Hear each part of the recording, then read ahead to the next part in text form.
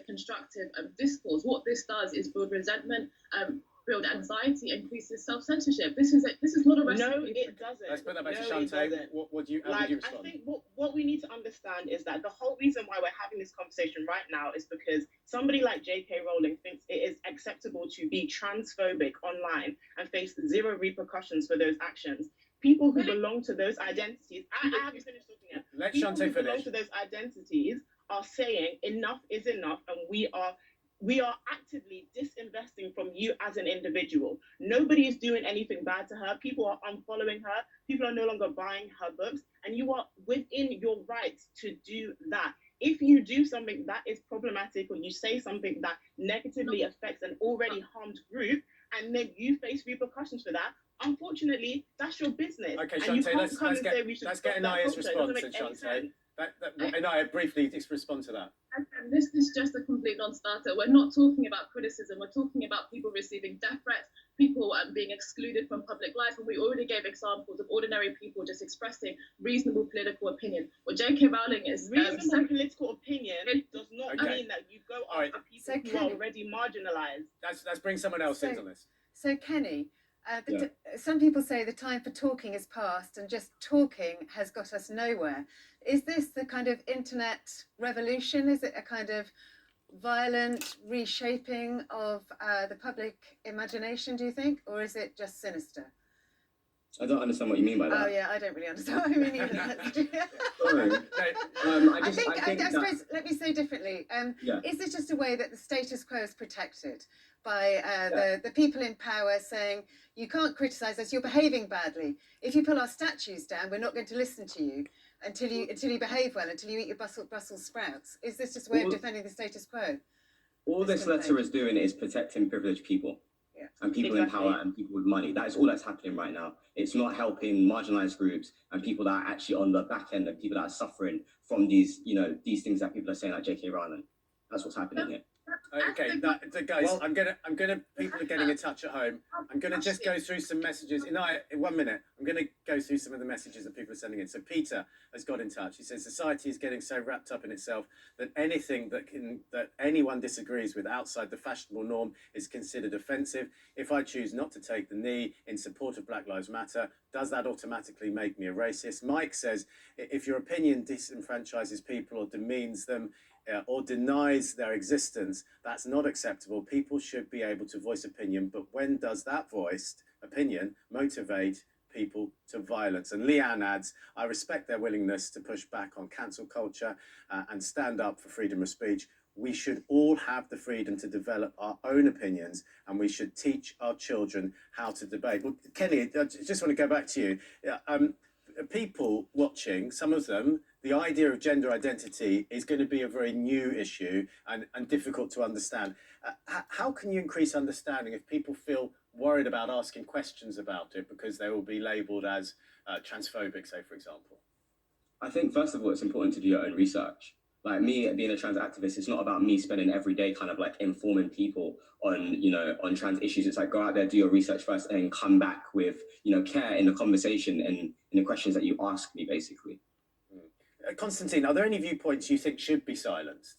Well, let me just come back on this because we're talking about the principle and you set up the discussion by saying that this is about us preventing people from being offensive and saying things that are a minority opinion. Actually, the J.K. Rowling example is a perfect example of somewhere where the vast majority of the public agree with J.K. Rowling about this issue. So what this is about a vocal minority of people who shut down the opinions of the majority. And this is the position that we're now in. Now, of course, there are some things that we wouldn't want people saying live on air. We wouldn't want people inciting violence, etc. But apart from that, we should be living in a society where we're free to discuss these things. And one of the problems with this cancel culture is what it's really about is we no longer care about the truth. We care about people's feelings a lot more than about the truth. And so the people who advance these very misleading and sometimes dishonest ideas upon the society, they use cancel culture to prevent others from challenging the things that they're peddling that are not true. And that's why this has to be resisted, because at the end of the day, we all have to be able to have a conversation about what is true and what isn't. Well, I suppose as an advocate for the Down syndrome community, that hasn't been my experience. My experience has been the majority think they know and tell us how things are. But Shante, I wasn't saying that about the Down syndrome issue. I was talking about the issue of transgenderism. I'm just saying that it also applies there. Shante, how do we what is the place for forgiveness in society? And these are emotive issues for people who are hurt by this speech. How do we move? I think it's a much broader issue. Like I was speaking about before, when we look at justice as a society, we've kind of always been taught to see that, you know, there is no real de-escalation. We go straight to, you know, a police force, we go straight to a judicial system that continuously lets people down. It's about re-educating society about how we see and do justice, how we veer away from vengeance and we go towards rehabilitation. Do you know what I mean? Like, so that's why you may have a culture that seeks to tear people down, because it's all that people have ever known. And it's about people also being accountable. Don't double down on something if you said something incorrect.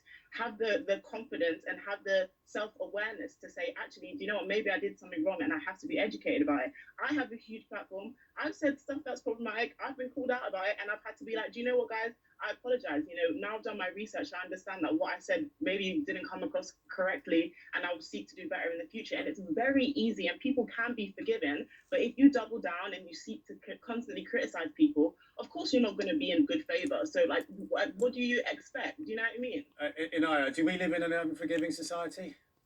Absolutely. I mean, the contradictions in what was last said is astonishing. You know, we've had support for cancel culture and now saying that we need to re-understand, you know, how to do justice. At the end of the day, trans people, black people, women, we don't all think the same. Many trans people agreed with J.K. Rowling, and this attempt to homogenize all so-called marginalized people as you know, victims that are uniquely sensitive to offensive ideas is completely ridiculous. Actually, we can have a free and open environment to engage in the vast range of experiences and diversities of ideas that we have in our society. And free speech is the way to do that, not by silencing, not by vilifying people, and not by dehumanizing people.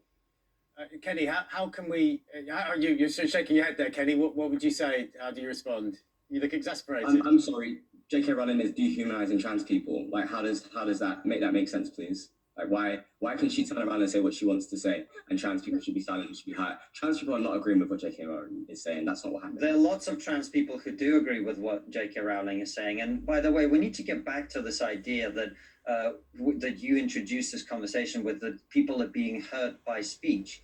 Let's remember what hurts people. We're talking about violence. Yes, that can hurt people, but words are just words, and we need to understand that. But Constantine, words lead to other things, and we know that. Well, what's your evidence for saying that? Well, because there's been plenty of research on that shows otherwise. So you just made an assertion there. What's your evidence? No, hold on. Can we please get an answer on this question? What is the evidence? Shante, let me finish. What is the evidence for the idea that words lead to actions? Can you please explain that? From the Down syndrome community, I'd say that if you always refer to a Down syndrome pregnancy as a risk, that's going to make someone think it's a bad thing, and it's going to guide them towards maybe a choice of termination. For example, that'd be just one of many examples. Yeah, and racist actions in this country, they will maybe start with lots of people, a certain language, a certain way of people talking. So you don't have any evidence, it's just your opinion? Well, they just gave evidence. How can you be a comedian? That's not evidence, that's anecdotal. Inaya, what would your ideal outcome be, very quickly? I think that we have a very low view of human beings if we think we're just passive recipients of words and just, words to spark us into actions. Actually, that is not the case. Most people are compass mentis human beings that can distinguish between, ridiculous ideas and intellectual ideas. And we do that by allowing people to engage in conversation, to be able to learn and make mistakes and grow, not by just, using one thing that they've said that is offensive to dominant sensibilities right now. Which is what we've done now. We're out of time, and I thank you all so much for joining us on what is a very